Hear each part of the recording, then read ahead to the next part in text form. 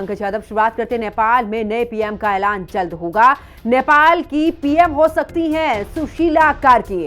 आज हो सकता है सुशीला कार्की का शपथ ग्रहण समारोह। इस वक्त की बड़ी खबर आपको बता रहे, जहां पर बता दें कि नेपाल की पीएम हो सकती हैं सुशीला कार्की और आज हो सकता है सुशीला कार्की का शपथ ग्रहण समारोह, जहां पर कभी भी हो सकती है नेपाल में पीएम के ऐलान की घोषणा। जहां पर पीएम की अगर बात करें तो नेपाल की पीएम हो सकती हैं सुशीला कार्की और आज ही उनका हो सकता है शपथ ग्रहण समारोह। इस वक्त की बड़ी खबर आपको बता रहे, जहां पर बता दें कि नेपाल की पीएम हो सकती हैं सुशीला कार्की और कुल मिलाकर आपको बता दें कि 3 ऐसे नाम थे जिनको लेकर के कयास लगाए जा रहे थे, लेकिन ऐसे में ये भी निकलकर सामने आ रहा है कि जल्द ही ऐलान भी हो सकता है सुशीला कार्की को लेकर और जिस समय पर ऐलान होगा हो सकता है उसके कुछ ही देर के बाद में शपथ ग्रहण समारोह भी हो सकता है। तो ऐसे में नई पीएम के पद पर आसीन हो सकती हैं सुशीला कार्की, जहां पर नेपाल की पीएम पद जो है वो संभालती हुई नजर आ सकती हैं। आपको बता दें कि कभी भी हो सकता है नेपाल के नए पीएम का ऐलान।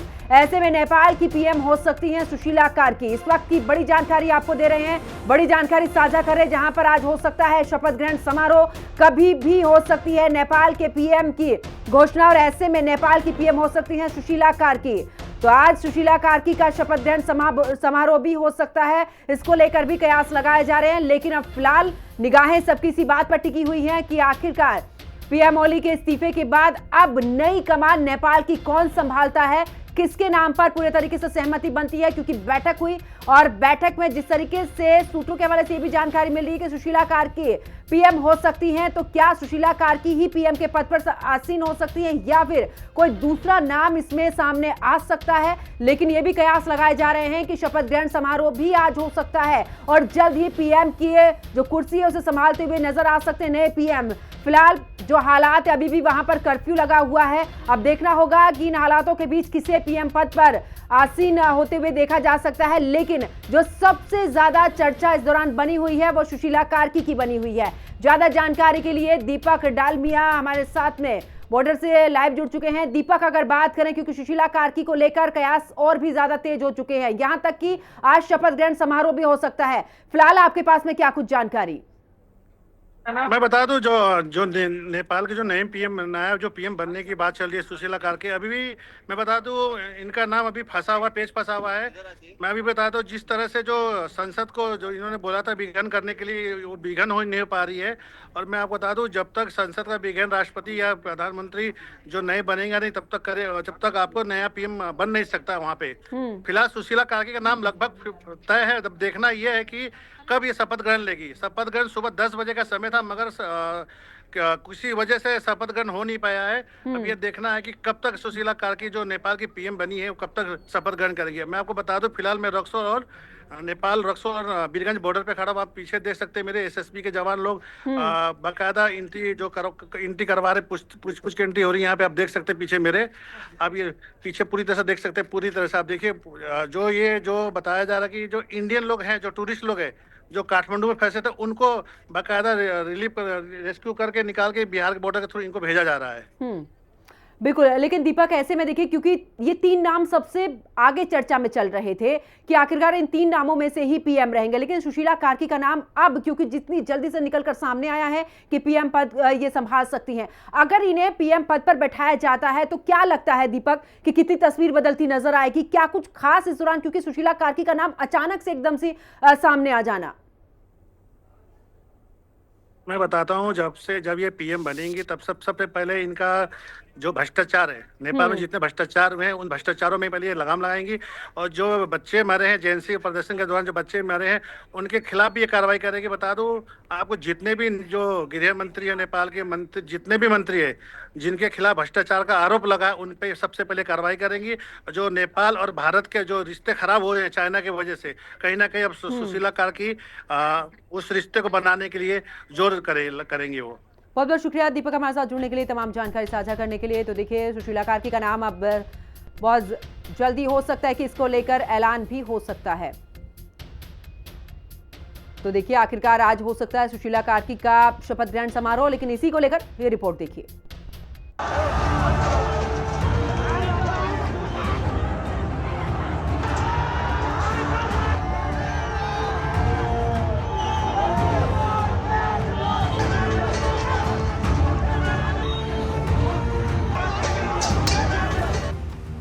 नेपाल की कमान अब किसके हाथों में होगी, ये प्रश्न सभी के जहन में गूंज रहा है, क्योंकि केपी ओली भारी हिंसा और प्रदर्शन के बाद पद से इस्तीफा दे चुके हैं। नेपाल का भविष्य किसके हाथ में सौंपा जाए, इसको लेकर जेएनजी की एक विशाल वर्चुअल बैठक हुई, जिसमें देश के भावी प्रधानमंत्री पद के संभावित उम्मीदवारों पर काफी मंथन हुआ। इस ऑनलाइन बैठक में 5000 से ज्यादा सदस्यों ने हिस्सा लिया। इस वर्चुअल मीटिंग में पूर्व चीफ जस्टिस सुशीला कार्की को बहुमत मिला। हालांकि ये इतनी आसान प्रक्रिया नहीं है, क्योंकि सुशीला कार्की अगर इस प्रस्ताव को मंजूर करती है तो नेपाल के विशेषज्ञों के मुताबिक वे सबसे पहले सेना प्रमुख जनरल अशोक राज सेगदेल से मिलेंगी और उनके बाद राष्ट्रपति रामचंद्र पौडेल की मंजूरी हासिल करेंगी। जिस तरीके से उन पार्टीज के नेताओं को, उनके दफ्तरों को टारगेट किया गया, उससे तो ये पता लगता है कि उनके खिलाफ कितना रोष है जनता में। तो उनकी क्या अब स्टैंडिंग है कि वो कोई भी किरदार अदा कर सकें, लेकिन क्या जो दूसरे लोग हैं उनकी इतनी अपील है कि वो काठमांडू से या अपने अपने क्षेत्रों से बाहर निकल कर के एक ब्रॉडर पैन नेपाल अपील बना सकें? अभी हमारे को पता नहीं है, किसी को भी नहीं पता। और अभी तक हमने जो हमारे सामने प्रमाण आए हैं वो ये है, नेपाल की राजनीति जो है पिछले 1-2 दशक में काफ़ी खंडित हो गई है। जिस तरीके के वर्डिक्ट्स आते हैं वो प्रॉपर, किसी एक पार्टी के पास बहुमत नहीं आता तो काफ़ी डिवाइडेड वर्डिक्ट्स आ रहे हैं। तो अब देखना पड़ेगा कि क्या अब आप एक चुनाव की तरफ जाते हैं या कोई और ऑल्टरनेटिव अरेंजमेंट होता है, एक इंटरिम सरकार बनती है कुछ महीनों के लिए, कुछ वर्षों के लिए, उसके बाद वापस राजनीति पटरी पे आती है। तो अभी तो सारी की सारी असमंजस की स्थिति बनी हुई है। जेएनजी के हिसाब से काठमांडू के मेयर बालेन शाह इस पीढ़ी में सबसे लोकप्रिय हैं। हालांकि उन्होंने बार बार संपर्क करने के बावजूद कोई जवाब नहीं दिया। नेपाल प्रेस के एक सूत्र के मुताबिक उनके जवाब न देने की वजह से ये चर्चा बाकी संभावित उम्मीदवारों पर केंद्रित हुई, जिसमें सबसे ज्यादा समर्थन पूर्व मुख्य न्यायाधीश सुशीला कार्की को मिला। जेएनजी सदस्यों ने प्रधानमंत्री पद के लिए प्रस्तावित किया था। उन्होंने एक खतवा लिखित समर्थन पत्रों की मांग की थी। सूत्रों के अनुसार उन्हें 2500 से ज्यादा लोगों का समर्थन मिला। चर्चा में बाकी संभावित उम्मीदवारों में कुलमन घिसिंग, सागर ढकाल और हरका सम्पांग हैं। रोचक बात यह कि रैंडम नेपाली नाम के एक मशहूर यूट्यूबर को भी काफी वोट मिले, लेकिन उन्होंने साफ किया कि वे तभी प्रधानमंत्री बनने के लिए तैयार होंगे जब कोई और उम्मीदवार इस पद के लिए राजी न हो। बात करें सुशीला कार्की की तो 72 साल की सुशीला कार्की नेपाल की पूर्व मुख्य न्यायाधीश हैं। उन्होंने 2016 में नेपाल की पहली महिला मुख्य न्यायाधीश बनकर इतिहास रचा था। उनकी नियुक्ति तत्कालीन राष्ट्रपति विद्यादेवी भंडारी ने की थी, जो तत्कालीन प्रधानमंत्री केपी शर्मा ओली के नेतृत्व वाली संवैधानिक परिषद की सिफारिश पर आधारित थी। ये नेपाल के न्यायिक और लैंगिक इतिहास में एक महत्वपूर्ण मील का पत्थर माना गया था। सुशीला कार्की ने न्यायपालिका में आने से पहले शिक्षिका के रूप में काम किया था। उन्होंने एक निडर, सक्षम और भ्रष्टाचार मुक्त न्यायाधीश के रूप में पहचान बनाई। उनका कार्यकाल साहसिक फैसलों और राजनीतिक विवादों, खासकर वरिष्ठ मंत्रियों से जुड़े मामलों में सक्रिय होने के लिए जाना जाता है। सुशीला कार्की 2006 के संविधान मसौदा समिति की सदस्य भी रही हैं, जहां उनके योगदान को व्यापक सराहना मिली। 2009 में उन्हें नेपाल के सर्वोच्च न्यायालय में तदर्थ न्यायाधीश बनाया गया था और 2010 में स्थायी न्यायाधीश बनी। 2016 में उन्होंने कुछ समय तक कार्यवाहक मुख्य न्यायाधीश के रूप में काम किया और जुलाई में औपचारिक रूप से नियुक्त होकर नेपाल में महिलाओं के लिए न्यायपालिका में सभी बाधाएं दूर की। सुशीला कार्की का करियर नेपाल में सामाजिक बदलाव का प्रतीक रहा। साल 2008 में नेपाल ने हिंदू राज्य में धर्मनिरपेक्ष गणराज्य बनने का निर्णय लिया, जिसके बाद महिलाओं को समान प्रतिनिधित्व और वंश के संवैधानिक अधिकार मिले। कार्की का न्यायपालिका में उभार इस लंबी लड़ाई और महिलाओं के अधिकारों की सफलता का प्रतीक बन गया। एक इंटरव्यू में सुशीला कार्की ने भारत और प्रधानमंत्री नरेंद्र मोदी की तारीफ की। कार्की के बयान से ऐसा लगता है कि वे भारत को लेकर काफी संजीदा हैं। इसके पहले काठमांडू के मेयर बालेन्द्र शाह का भी नाम सामने आ रहा था, लेकिन बालेन्द्र का इतिहास भारत विरोधी रहा है। कार्की के बयान से ऐसा लग रहा है कि वो कम से कम बांग्लादेश की अंतरिम सरकार के प्रमुख मोहम्मद यूनुस जैसी साबित नहीं होंगी। यूनुस ने सत्ता संभालते ही भारत विरोधी बयान देकर अपने इरादे जता दिए थे। पहली बात तो हम वेलकम करते हैं कि कोई एक लेजिटिमेट सरकार निकलती है। ये नहीं है कि टोटल कयास हो गया है। जो हालांकि जो हुआ नेपाल में बेहद दुखद है। वायलेंस एंड किलिंग्स, बर्निंग्स, इतना तो वो बिल्कुल कंडेमनेबल ही नहीं होना, शॉकिंग है।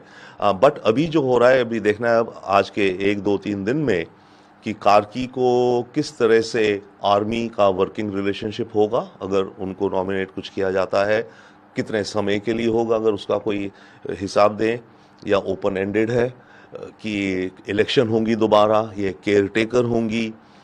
इस तरह के प्रश्नों का आई थिंक जवाब अगले 1-2 दिन में मिलेगा। बट उससे ज़्यादा मेन इंपॉर्टेंट ये देखना कि ये जो जेन जी का जो आपका ये रेवोल्यूशन रेबेलियन जो भी है, उसमें से कौन कौन से नेता इनके साथ जुड़ते हैं, और क्या नेपाल जो हुआ है अभी तख्ता पलटी कहेंगे, क्या पूरा का पूरा नेपाल मेजॉरिटी रूप से इससे एग्री करता है, वो आने वाले दिनों में पता चलेगा। उधर जैन जी के प्रदर्शनों के पीछे भ्रष्टाचार, सोशल मीडिया प्रतिबंध और राजशाही की बहाली जैसे मुद्दे सामने आ रहे हैं। इसे स्थानीय असंतोष का परिणाम बताया जा रहा है, जबकि कुछ लोग इसे डीप स्टेट की साजिश से जोड़ रहे हैं। संभावना जताई जा रही है कि इस सवाल के पीछे विदेशी ताकतें जैसे अमेरिका या चीन शामिल हो सकती हैं। जाहिर है कि ये भारत के लिए किसी भी रूप में ठीक नहीं है। ब्यूरो रिपोर्ट, हिंदी खबर।